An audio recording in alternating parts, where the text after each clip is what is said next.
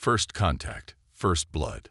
The Zithrine Armada emerged from hyperspace in perfect formation, their massive crystalline ships reflecting Earth's sun as they approached the blue planet. Supreme Commander Vexlar stood on the bridge of the flagship Inevitable Victory. His four eyes narrowed as he studied the holographic display of the primitive planet. Tactical analysis confirms our intelligence, reported Sub-Commander Krell. These humans possess rudimentary spaceflight capabilities, nuclear weapons, and numerous other explosive-based technologies. Their military forces are fragmented by nation-states. No unified planetary defense system detected. Excellent, Vexlar said, mandibles clicking with satisfaction. Begin the standard intimidation protocol. Deploy observers to their major population centers and broadcast our demands in all their languages. The Zithrine Confederacy had conquered 17 worlds in the last standard cycle. Earth would be the 18th, another resource-rich planet to exploit. Their method was always the same: overwhelm with superior technology, demonstrate unstoppable force, and accept surrender from the natives.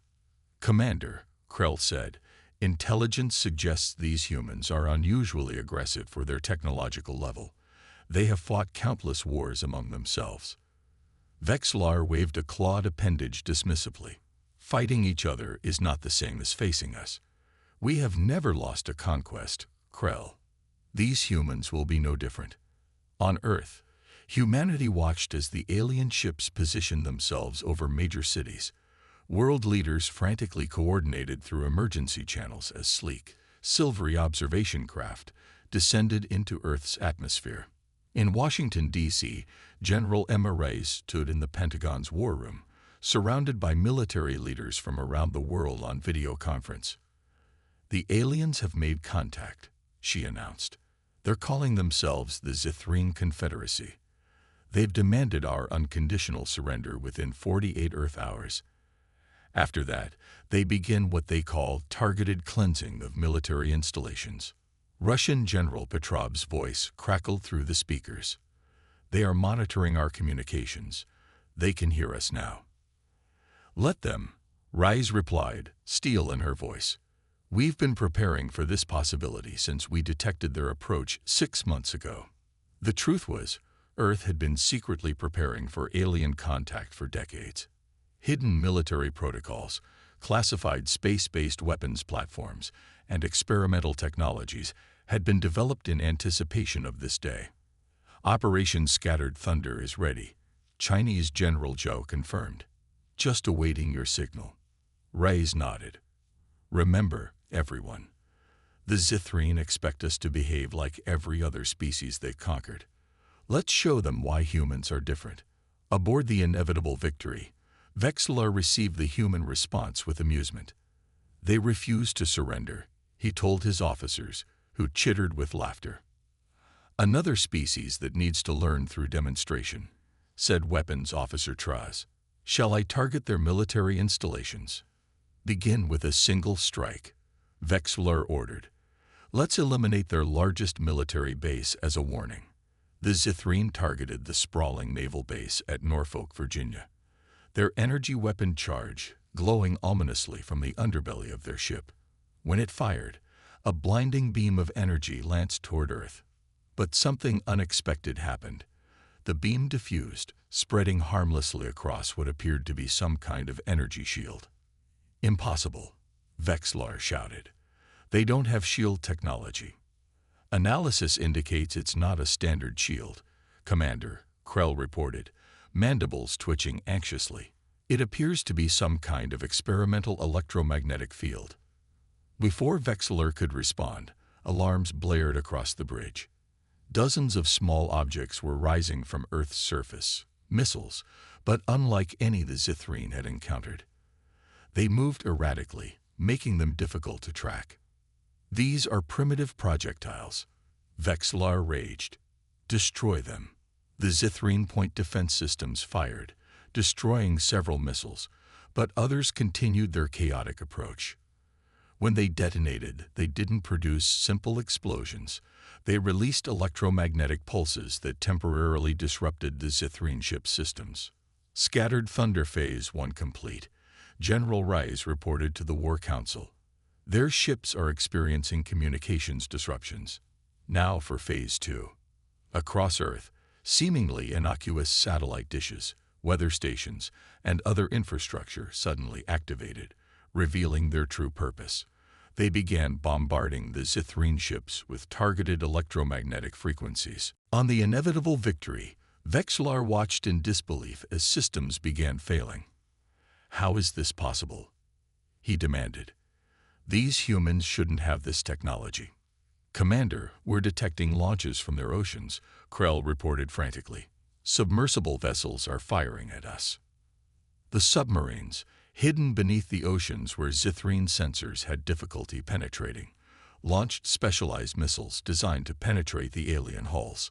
"All ships, evasive maneuvers," Vexlar ordered. "Deploy fighter craft immediately." The sleek Zithrine fighters swarmed out from the larger ships, expecting to face primitive human aircraft. Instead, they encountered something entirely different. Earth's air forces had been equipped with experimental aircraft, some piloted, others autonomous, designed with alien encounters in mind. What followed was chaos. Human pilots employed tactics the Zithrine had never encountered. Unpredictable, aggressive maneuvers that seemed almost suicidal, yet devastatingly effective. The autonomous drones operated in perfect coordination, sacrificing themselves to protect the piloted craft. "Commander, this was a trap," Krell realized too late. "They knew we were coming." "Impossible," Vexlar insisted, but doubt crept into his voice as he watched another of his ships sustain critical damage. On Earth, humanity's coordinated defense was in full swing. Each nation contributed their strengths. Russian electronic warfare specialists, Chinese mass production capabilities, American aerospace technology, European quantum computing systems, African resource networks, and South American biodiversity adaptations. "They expected us to be divided," General Rice said to her counterparts. "But nothing unites humans like a common enemy." In orbit, the Zithrine realized their error. They had expected Earth to fall like all other worlds, terrified into submission by superior technology. Instead, they found themselves facing an opponent that had secretly prepared, studied their tactics from long-range observations, and developed countermeasures. "Fall back to lunar orbit," Vexlar finally ordered, his pride severely wounded. "We need to regroup and reassess." As the Zithrine ships retreated to the far side of Earth's moon, Commander Vexlar faced an uncomfortable truth. The humans weren't like other species. They fought differently, with desperate creativity, with surprising coordination despite their political divisions, and with a ferocity that shocked even the battle-hardened Zithrine. "Send a message to the Confederacy," Vexlar ordered. "Request reinforcements. These humans, they're going to require a different approach." On Earth, there was no celebration despite the initial victory. Humanity knew the real battle had only just begun. The aliens would return, stronger and wiser. But now they knew something crucial. Earth would not be an easy conquest. "They didn't expect us to be ready," General Rice told the exhausted War Council. "Their arrogance was their weakness. But make no mistake, they won't underestimate us again. The real fight is just beginning." As the first day of humanity's greatest war came to a close, Earth prepared for the battle to come. The Zithrine had learned a painful lesson about human resilience and ingenuity, but humanity had only shown a fraction of what they were capable of. The turning tide. 3 Earth weeks after the first engagement, the Zithrine returned. Just as humanity had predicted, they came with reinforcements, a fleet 3 times larger than the first, with modified shielding to counter Earth's electromagnetic weapons. On the flagship Indomitable Purpose, newly appointed War Supreme Castor surveyed the tactical display with cold calculation. Unlike Vexlar, who had been demoted for his failure, Castor had studied human warfare extensively during the interim. "These humans are unlike any species we've encountered," he told his assembled commanders. "They do not fight with logic or self-preservation as their primary directive. They will sacrifice themselves readily if it achieves a tactical advantage. A primitive instinct, commented Science Officer Mex, but effective in its own way. We will not underestimate them again, Castor continued. Our new strategy is three-pronged. First, we will destroy their orbital assets to blind them. Second, we will target their agricultural regions to force surrender through starvation. Third, we will jam all electromagnetic communications to isolate their forces. The Zithrine fleet spread out, taking position around Earth in a complex geometric pattern designed to maximize coverage. This time, there would be no single point of failure. On Earth, Dr. Maya Patel stood in her underground laboratory, surrounded by the brightest scientific minds from around the world. For 3 weeks, they had worked without rest, developing new technologies based on what they'd learned from the first encounter. The quantum entanglement communication system is online, she announced to General Reyes, who observed via a secure video link. Even if they jam all EM signals, this network will remain operational. Excellent, Reyes replied. And Project Sunspear? Dr. Patel looked toward the massive device that dominated the center of the laboratory. Ready for deployment. We've reverse-engineered elements of their propulsion system from the debris we recovered. It should work, but it's never been tested. Reyes finished for her. Nothing about this war has been tested, Doctor. We're writing the manual as we go. In orbit, the Zithrine began their assault. Their energy weapons targeted satellites, space stations, and other orbital infrastructure. Earth's defenses responded immediately, but the aliens had adapted. Their shields now rotated frequencies randomly, making them much harder to penetrate. Phase 1 complete, reported Castor's tactical officer. Earth is partially blinded. Commencing agricultural targeting.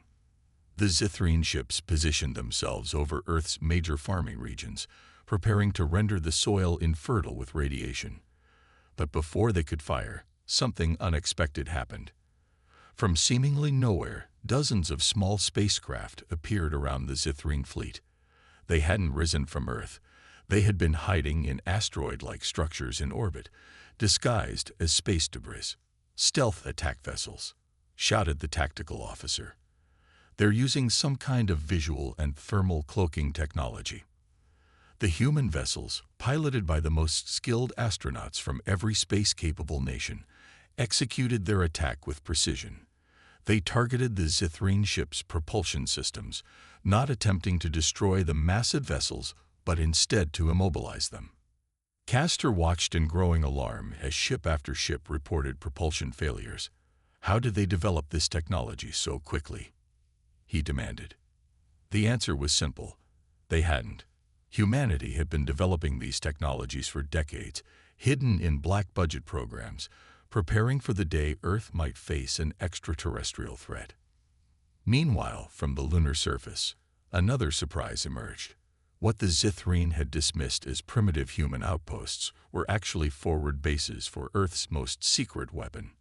Massive rail guns, built in secret on the dark side of the moon, began firing specialized projectiles at the immobilized Zithrine ships. Launch all fighters, Castor ordered, his composure cracking. Target those lunar installations immediately. The Zithrine fighters poured from their carrier ships, forming attack patterns as they headed toward the moon. But they faced yet another surprise. Earth's atmosphere itself seemed to come alive with countless small objects rising to meet them. What are these? Demanded a Zithrine squadron leader as the objects approached. They were drones, millions of them, mass-produced in factories around the world during the 3-week reprieve. Individually, each drone was almost harmless, but in these numbers, guided by distributed AI systems, they formed an impenetrable defense network. The space around Earth became a chaotic battlefield as human ingenuity clashed with alien technological superiority. The Zithrine had the advantage in raw power, but humanity had the edge in adaptability and unconventional thinking. Dr. Patel watched the battle unfold from her laboratory monitors. "It's time," she said, initiating the launch sequence for Project Sunspear. From a hidden facility in the Mariana Trench, A massive missile emerged from the ocean depths. Unlike conventional weapons, this one carried Dr. Patel's creation, a device that could generate a quantum field disruption, temporarily disabling any technology within its radius. The missile soared toward the main concentration of Zithrine ships. When it detonated, there was no explosion, just a rippling wave of invisible energy that spread outward. Every Zithrine ship caught in its field suddenly went dark, their advanced technology rendered temporarily useless. All Earth forces, execute Operation Thunderclap, General Reyes ordered. Human forces converged on the disabled Zithrine ships. Specially trained boarding parties, using mechanical equipment that remained functional despite the quantum disruption, breached the alien vessels. What followed was the first direct ground combat between humans and Zithrine. The aliens, accustomed to technological warfare, found themselves facing humans trained in hand-to-hand combat. The resulting battles were brutal and swift. Aboard the indomitable Purpose, Castor realized the enormity of their miscalculation. The Confederacy was wrong about this species, he told his remaining officers as reports of boarded and captured ships flooded in. They are not simply aggressive, they are innovative in ways we cannot predict. Supreme Commander, his communications officer interrupted. We're receiving a transmission from the humans. They're broadcasting on all frequencies, using our own communication protocols. On the screen appeared General Reyes, standing amid the captured bridge of a Zithrine vessel. This is General Emma Reyes of Earth's United Defense Force. Your ships are being captured or destroyed as we speak. Your technology is being adapted for our use. Each moment you continue this fight, we learn more about you. She paused, her expression firm but not triumphant. We did not want this war, but we have prepared for it. You came expecting an easy conquest. Instead, you found a species that has spent its entire history fighting and surviving. We offer you one chance. Withdraw your remaining forces, return to your confederacy, and spread the word. Earth is not for conquering. Castor stared at the transmission, mandibles twitching with a mixture of rage and newfound respect. You speak as if you've won, human. This is merely one battle. Perhaps, Reyes acknowledged. But consider this. Everything you've seen from us so far has been our response to your technology after just one encounter. Imagine what we'll be capable of if you force us to fight a prolonged war. The implication was clear, and Castor was intelligent enough to recognize the truth in her words. The humans adapted faster than any species the Confederacy had encountered. Their technology evolved not through gradual refinement, but through revolutionary leaps driven by necessity. I will convey your message to the Confederacy, Castor finally responded. A temporary cessation of hostilities may be prudent. As the remaining Zithrine ships retreated from Earth orbit, humanity did not celebrate with parades or fireworks. Instead, scientists studied captured alien technology, military strategists analyzed Zithrine tactics, and world leaders established a permanent unified defense command. 6 months later, a single Zithrine ship returned to Earth orbit. This time, it came not with weapons charged but with a diplomatic envoy.